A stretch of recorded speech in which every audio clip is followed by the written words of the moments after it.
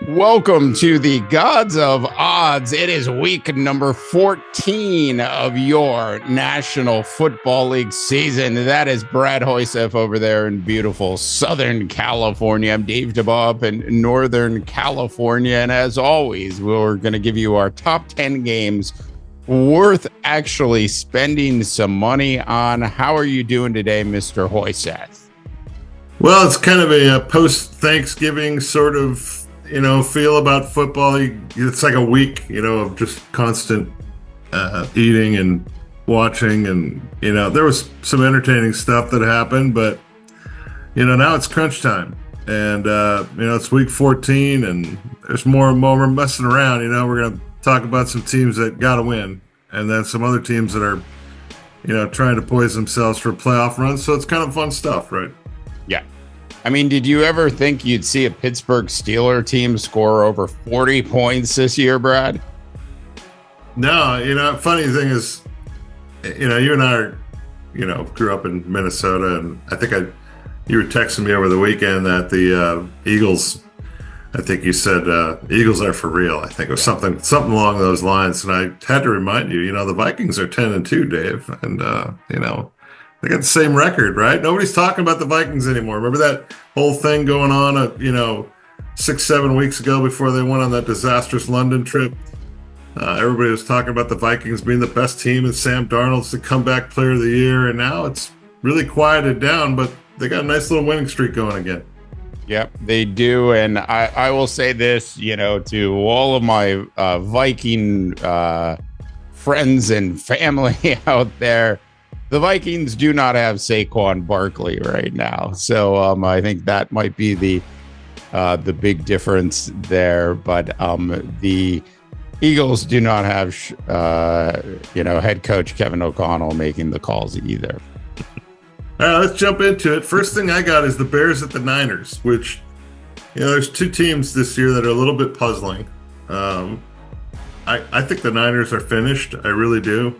I don't think they're very good. But they're favored by 4 at home. There's talk that Keenan Allen's a little bit dinged up again with an ankle. The Bears, Dave, find ways to lose. They invent them, right? And I was looking at the stats this week. They've actually scored more than their opponent, but they're 4-8, which tells me the coach is probably gone. And I think it's one of those situational games. I'm not going to look at the injuries as much. Well, the Niners, you always got to look at the injuries, but it's just kind of a foregone conclusion. Somebody's going to be hurt. McCaffrey's now out. The number 2 back's out. And this guy, Garendo, is the new running back, right? But I look at the Bears as a team that I think is, a couple of big plays away from probably cashing in the season where the veterans just quit on the coach. And the Niners they have to win. They're 2 games back now. They're 5-7. I don't think they're a great team. I don't think they're going to be anything to worry about in the postseason like it did at the beginning of the year. But I'm going to take the Niners. I'm going to give that 4 just based on the situation. They have to win. And I kind of feel like the Bears are at that point where, things could really go haywire. Yeah, I think the Bears fans and the Jets fans have a lot in common, which is they both have sort of weak ownership groups at this point. And the Bears historically have since the mid 80s have basically just not been really relevant, and it's so hard to watch. I mean, I actually think Caleb Williams has been playing really good football, bordering on great considering what he's actually dealing with from a coaching perspective. I mean, with Eberflus gone now and the new interim head coach in place who's actually been running the offense, I something just tells me the Bears are at the very least going to keep this game close enough. I'm going to go ahead and take the 4 points you're giving me in this game. I think the 49ers are going to win, but I think the Bears are going to cover the 4 points. Yeah, I just think it's desperation time for the Niners. It's now or never, right? Yeah. I think ultimately it's going to be never, but yeah. I feel like the Bears find enough ways to lose. One thing I keep hitting you with every single week with the text is get the ball to Keenan Allen. When you get the ball to Keenan Allen, good things happen, right? Yeah. It's happened twice the whole year. right? But it's been the last 2 weeks. They've gotten the ball to Keenan Allen. Still didn't get him any wins because they forgot they got a really good tight end too, Cole Kmet. They never throw him the ball. And so I don't know. I don't have any confidence in that Bears team. The Niners have to win. I'm going to take the Niners. Yeah. All right. So it's very possible that this 49ers team actually goes into tank mode at some point. I mean, there's just so many injuries with this team. It's going to be hard to see where they actually end up. I think it will be a close game ultimately.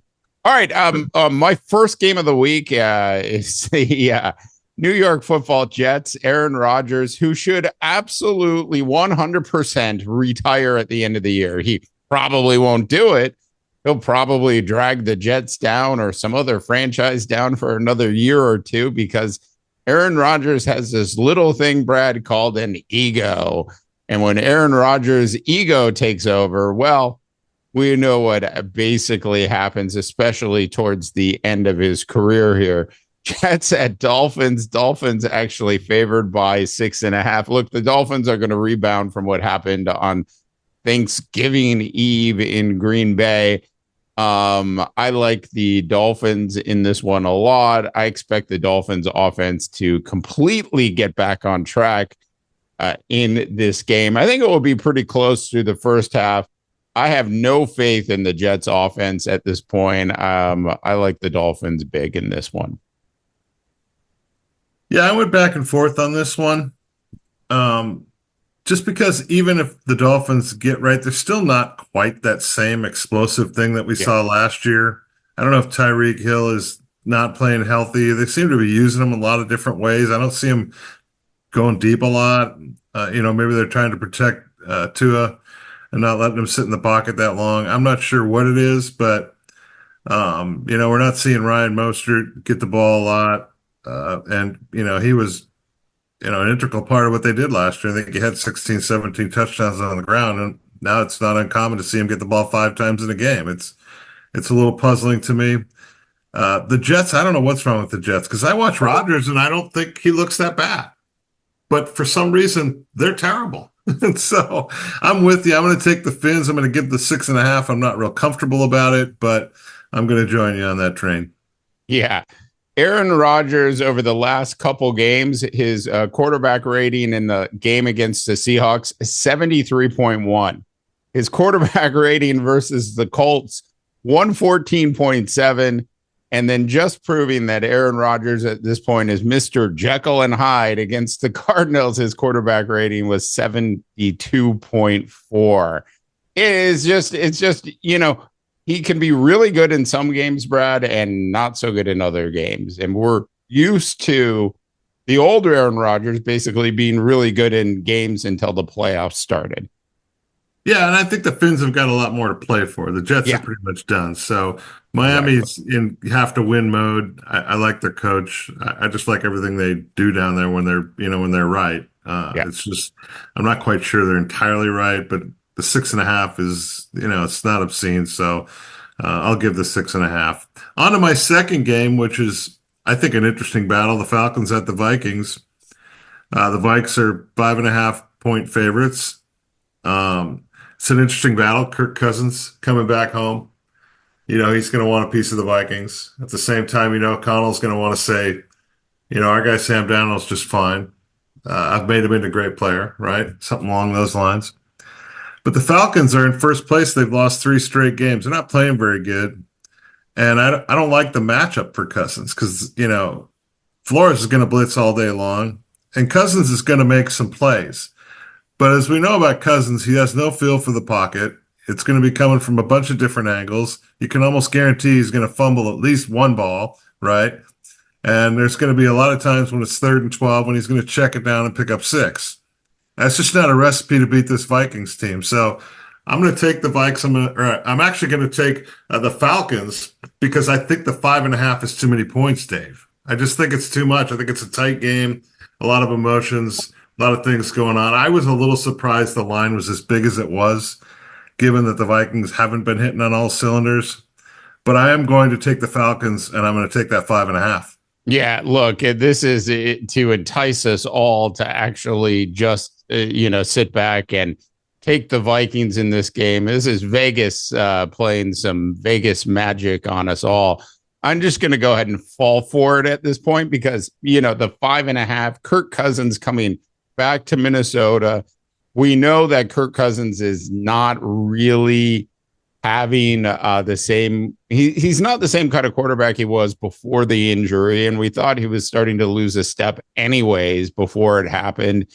Brian Flores has to be licking his chops. I haven't seen the injury report yet on the defensive side, but assuming that they have 90% of their defense intact heading into this game, I like the Vikes a lot in this one. I would not be surprised to see a Michael Penix Jr. appearance at some point in the second half of this game. I'm going to go ahead and just lay the points and take the Vikes. Yeah, I was going to mention that earlier too, is that every time I watch the Falcons now, I keep thinking to myself, when is it time? When are they going to turn it over to Penix? The problem is that they're still tied for first place because the division is so woeful, right? And so you still see Cousins. My problem is that Cousins has seen that defense a lot, right? He played for that team, and he knows what Flores is trying to do. He probably has an idea of where they're going to be coming from. The question is can he execute? And like I said, I think sometimes he will and sometimes he won't. I just don't like the 5.5. I thought it was a large line. That's why I'm taking the Falcons. All right. There's Brad deserting his favorite team. It's all in the trying to just do anything to win some money. Way to go, Hoysef. All right, moving on. Chargers at the Chiefs. Chiefs actually favored by 4. Your hometown team, the Los Angeles Chargers, are going to Kansas City. Mr. Hoysef, I like the Chiefs to get right in this game. I think Travis Kelce is actually going to score maybe more than a single touchdown this week. That is my big prediction if you're playing any kind of interesting parlays this weekend. I like the Chiefs a lot in this one. Jim Harbaugh is going to do a good job with this Charger team. We all know that. We know this game's going to be pretty close because that's what the Chiefs do. I think the Chiefs are actually going to win by more than a touchdown in this one. They're going to get right a little bit better against a not a great team, but a good team in the Los Angeles Chargers. Yeah, I think I've texted you a couple times that Jim Harbaugh is the one coach in the league that gets games over in 2 hours and 45 minutes. Oh, yeah. I get ready for it at about 2.5 hours in. I'm like, the text is coming. Right. Yeah, no, and again, last week, I think it was 2 hours and 47 minutes. That game was over before the top of the hour. I like the Chargers defense, Dave. They're really good. And this Chiefs offense is not great. And so I look at the 4. I think the Chiefs, it's entirely possible they win, but it doesn't seem like they win anything by more than a field goal these days. So I'm going to take the Chargers. I'm going to take that 4 points on the road. I don't think Harbaugh is a guy that is threatened by anybody. He's won everything he could possibly win outside of a Super Bowl. And I just kind of feel like that defenses will travel. I feel like the Chargers will travel well. I don't know that they win the game, but I think the Chiefs given 4 is a little bit rich for my blood. I'm going to take the Chargers and the points. I would definitely be taking the Chargers if they still had Keenan Allen, and that's all I'm going to say about that. Yeah, but you know what? The kid, Lad McConkey's playing really well. It's one of those games where it's an injury game. I probably would wait until we got closer to the end of the week because McConkey's got a little bit of a dinged up shoulder. I don't think the Chargers can win without him, but at the same time, he's been pretty good. I mean, he's a good fill-in for Allen. For a rookie wide receiver, I think he's got a bright future. He's just a little bit small for me. He takes a big pounding. So, if he's healthy, I like the Chargers in that one. But let's move on to my next one. It's the Bengals at the Cowboys. The Bengals are 5.5-point favorites. They're the mystery team of the year. They play well. They look good. Can't get a stop. They lose games, right? And they just the Cowboys, again, are another team that's disappointing week in and week out. I think the Bengals offensively can score. They can score a lot of points. They're one of the best offenses in the league. They don't get many stops, but I don't think the Cowboys can match them point for point. It's 5.5, which is a little higher than I wanted, but I'm going to take the Bengals and give the 5.5. So Joe Burrow on the season, Brad, has a quarterback rating of 107. He has 30 touchdowns against 5 interceptions. You are absolutely right in everything you said about the Bengals. The Cowboys, on the other hand, well, they've won 2 games in a row. Sure, they weren't necessarily against great football teams. At the end of the day, the Cowboys have to win this game. This is a must win for the Cowboys if they want to be relevant in any single way, at least with the conversation around the playoffs. Just something, I mean, I really like Joe Burrow. I really like the Bengals offense. The Bengals defense isn't playing great at all this year. We know that the Cowboys and Jerry Jones and the Jones family are most likely going to make a coaching change during the offseason. There's still this thing, though, that happens. There's some pride that takes over with this Dallas Cowboy organization. I know a little bit about this. I think the Cowboys are actually going to show up. I don't think they're tanking yet. I like the Cowboys in this one, especially if you're going to give me 5.5 points at home. Dave, the Cowboys are 1-5 at home. I think they're going to get to 1-6. They won 2 in a row, though. Right, they're 1-5 at home. Okay, the Bengals are the best 4-8 team in the history of football. There, you heard it right now. Right? They really are. I mean, best they can offense. Score a lot. The problem is they don't get many stops. I just don't think the Cowboys. There's only so much Cavante Turpin you can count on, right? And so I'm going to take the Bengals in that one. I love it. Okay. Moving on. My next game is the Seahawks at the Cardinals.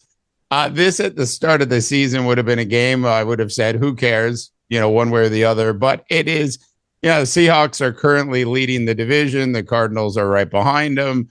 I think this Cardinals team, a lot of credit to the organization and the coaching staff there have definitely improved pretty significantly over the last year. This is what a rebuild in the NFL should actually look like, where it doesn't take 4 years to rebuild the team. It's just so that they can come close to making the playoffs. And so, in other words, you get that team rebuilt in less than 24 months and you're back in the playoff picture right away. And that's what the Cardinals have done. I've seen the Cardinal organization do this numerous times over the years. I like the Cards a lot in this one, 2.5 points. I don't believe in Geno Smith on the road in Arizona in a division game like this. Too much on the line for the Cardinals to lose. They will win, and they'll do it by more than 3 points. What did you say at the beginning of the season? If you would have asked me about this game, you'd have said, who cares? Yeah. It's week 14. I still don't care, Dave. I don't like the Seahawks. I don't like the Cardinals. I don't like either team. I'm going to agree with you. I'm going to take the Cardinals. I'm going to give the 2.5. Other than that, I think they're both mediocre football teams with mediocre quarterbacks in a mediocre division. I don't really particularly care to watch either team. So I'm just going to pass and just agree with you. And I'm going to give the 2.5 and take the Cardinals. It's so funny. One of my good friends' sons is going to school in Phoenix. He's a freshman this year, and he sent me some pictures from at the big toaster in the desert. And so I responded to him, and he's like, "What's that?" And I'm like teaching him Chris Berman lines at this point. All right, let's move to my next one. The Raiders are at the Buccaneers. The Buccaneers are 7-point favorites, Dave, at home against the Raiders. Wow. And that looks like a large line to me. I mean, last week the Buccaneers looked just awful. Baker Mayfield looked awful anyways. Bucky Irvin's a little bit dinged up. I'm not a huge Bucky Irvin fan anyways. You know me, Dave. I don't like Todd Bowles. I love the Buccaneers. I really do. I like watching them play. I think they're fun to watch. But part of that fun is that they make things interesting that don't need to be interesting. Yeah. And this game shouldn't be interesting, and I think they'll make it interesting. And so 7 was a lot. I'm going to take the Raiders. I'm going to take the 7. So Raiders on the road this week. I think this is when we see some real tanking starting to happen. I also think this is probably the end of Antonio Pierce as a head coach in the National Football League, at least for the Raiders. I like the Bucs in this one. I agree with you. Look, who knows exactly which Baker Mayfield's going to show up. I think he's probably dinged up a little bit. Generally, if Baker's not playing well, it's usually, Brad, because he's got some injury. Baker's not going to talk about what hurts him. Well, then he's injured a lot, Dave. And he's injured a lot. Exactly. So I don't know. I look at this game and I think the Buccaneers are going to get right. And I think the Raiders are going to do exactly what I expect them to do, which is tank. I watch this Raider team, Dave, not often, but I mean, when they're on, right? And they have really two of the best players in all of football. This young tight end. Yeah. And then, of course, Max Crosby's a freak, right? I mean, he's as good as it gets. He's a turnover machine. I think Max Crosby's going to find Baker this week a couple times. I really do. But again, the Raiders are a mystery. The Bucs are a mystery. I'm basically betting that Todd Bowles can't beat somebody by 7 or more. Here's the thing. Usually when you have a really great tight end, there's usually a great quarterback on the other side, and that's just not the case here. I love the kid in Las Vegas. I think he's going to be a stud for years to come, and he's actually proving that a tight end can be great in the National Football League with a mediocre quarterback or two. Like I'd say about that tight end, though, Brock Bowers, I think. Yeah. He's not really a tight end, Dave. You watch this kid run around. He's a big wide receiver. He's not built like, a classic tight end. He's not even, as big as like Kelsey. But he's fast. Yeah. And he just looks to me like a mismatch because they play him in the tight end position. I'm not sure if he can block all those other little intangibles, anything like that a tight end is generally asked to do. But that kid can catch a football and get open. And if there's been one consistency thing on that team all year long, it's that they've had bad quarterbacks thrown to a great young tight end. Hey, nothing like trying to be consistent time over time. I still think they should have started with Aiden O'Connell as their starting quarterback this year. All right, moving on. I've got the Panthers at the Eagles. I'm playing the over-under on this one. It's 46 points. I believe Saquon Barkley could score half of those by himself. I like the Eagles to score a lot in this game, and I'm coming around a little bit on the Panthers. Definitely playing a little bit better. I feel about Adam Thielen, the young quarterback, looks a little bit better than he did last year, looks a little bit better than he did earlier in the year. I just think this is going to be a game where there's a lot of points scored, so I'm going to go ahead and take the over. Yeah, on the paper, it doesn't look very good for the Panthers. They give up 4.9 or 4.8 a run, which is not very good. You're going against Saquon Barkley, who doesn't seem to be able to do anything wrong these days. I just get a sense that we're going to see a little drop off in the Eagles. They're coming off a big victory. The Panthers are still playing hard. I think the young kid Bryce Young has started to play better football. I think the Eagles are the better football team here. I think they win comfortably. I don't see the Panthers helping much on that over-under. I just don't see them scoring a lot of points. And so I look at it and I go, well, it's 46. It's not an exorbitant number, but I don't see the Panthers scoring more than 10 or 13 points in this game. And the Eagles just kind of, running the ball in the second half with, Kenneth Gainwell, stuff like that. So I'm going to take the under in that thing.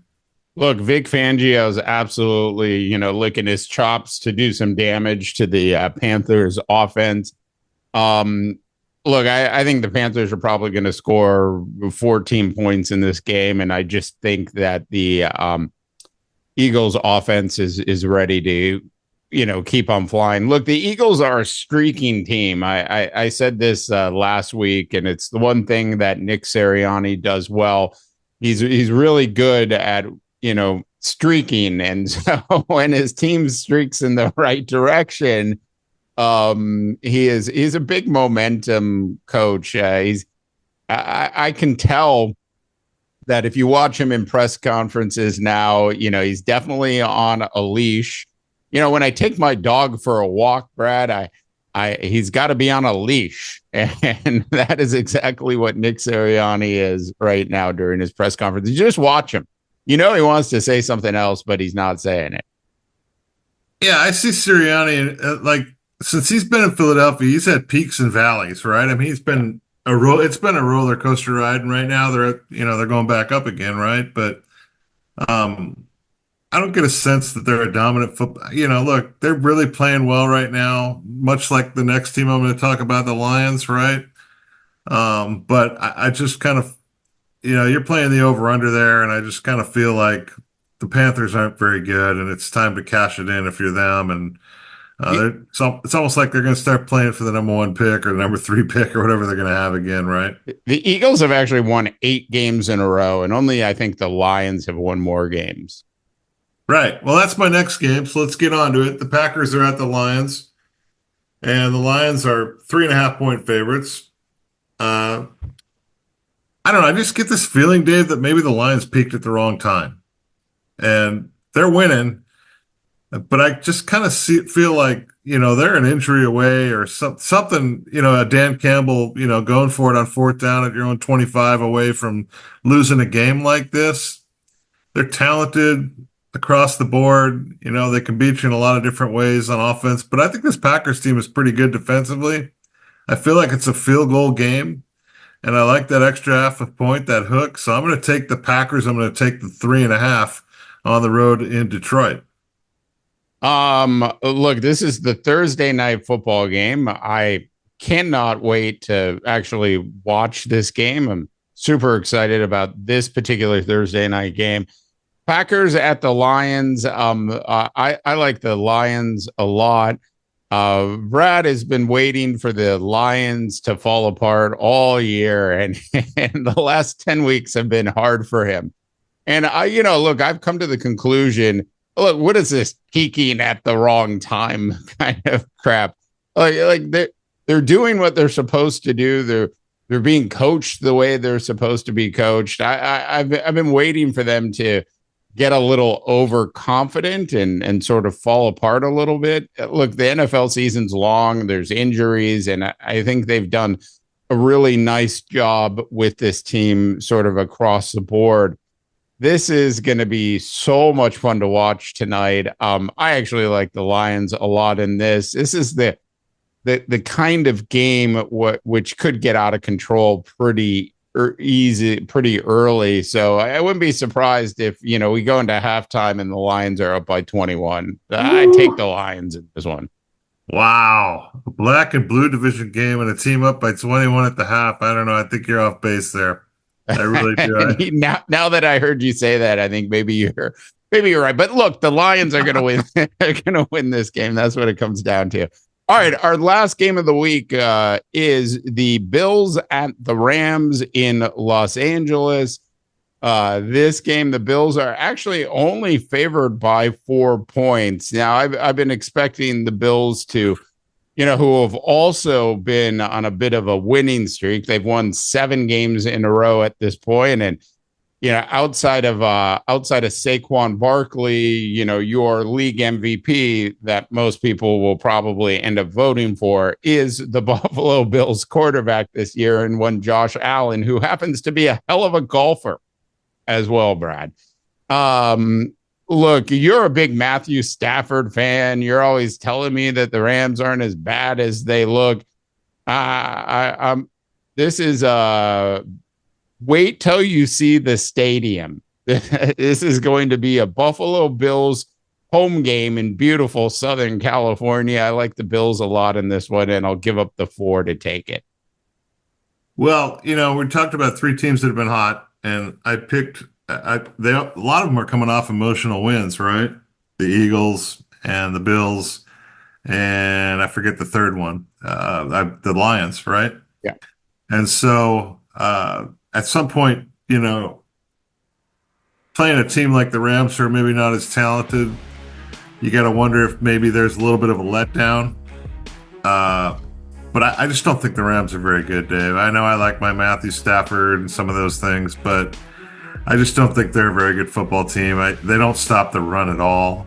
And, the Bills can run the ball now, right? And we saw that in the snow. I mean, that was one of the most enjoyable games to watch, that whole snow thing going on in Buffalo. I'm with you. I'm going to take the Bills. I'm going to give that 4. I just don't think the Rams, pound for pound, X's and O's, I don't think they can compete. What I would love to see, and this isn't going to happen, but, Stan Kroenke, the owner of the Rams, gets together with the owner of the Bills, and they decide to actually ship in snow for the game at SoFi. I would love to see that. I know during the Olympics, SoFi is actually going to have a pool, an Olympic-sized pool in the middle of its stadium, but would love to see snow inside SoFi. I think that would be fantastic. That's my new dream, Brad. That's what I want to see happen. I want to see a snow game inside SoFi Stadium. These owners have enough money to actually make that happen with snow machines, etc. Anyways, look, I like the Bills once again a lot in this one. Look, the Rams, 2 wide receivers and their quarterback certainly can make it interesting, and their defense has played, okay at times this year. I think the Rams are definitely playing a little bit better than I thought they would play this year. But I like the Bills, and I can't wait to watch this game because it's literally going to be a Bills home game. Bills Mafia will be there for sure. All right, Mr. Hoyseth, any final thoughts before we get out of here? Will Mac Hollins wear shoes into the game, right? I don't know if you saw that last year. Last week in the snow and the ice, getting from his car into the stadium, he was barefoot. He's one of these guys that I don't know if it's more of a show than anything, Dave. He says he likes to be closer to the earth, so he doesn't wear shoes. The only reason he wears shoes in a game is because they tell you have to. But no drama this week with Mac Hollins playing in Southern California. The weather's supposed to be nice, so we won't have to see some obscene video of Mac Hollins walking into a stadium with no shoes on. Is he somehow related to Jim McMahon, who only plays golf with no shoes on? I think it's closer to Zola Budd, if you're an old Olympics fan. A Zola Budd reference. Look, right, exactly. A lot of people out there that are going to have to do an internet search. Google's probably going to be wondering what's up with all the Zola Budd searches at this point. All right. Well, that is it for this week's Gods of Odds. That is Brad Hoyseth over there in beautiful Southern California. I'm Dave DeVaw up in Northern California, wishing you all a tremendous rest of your sports viewing day. This is Phoenix.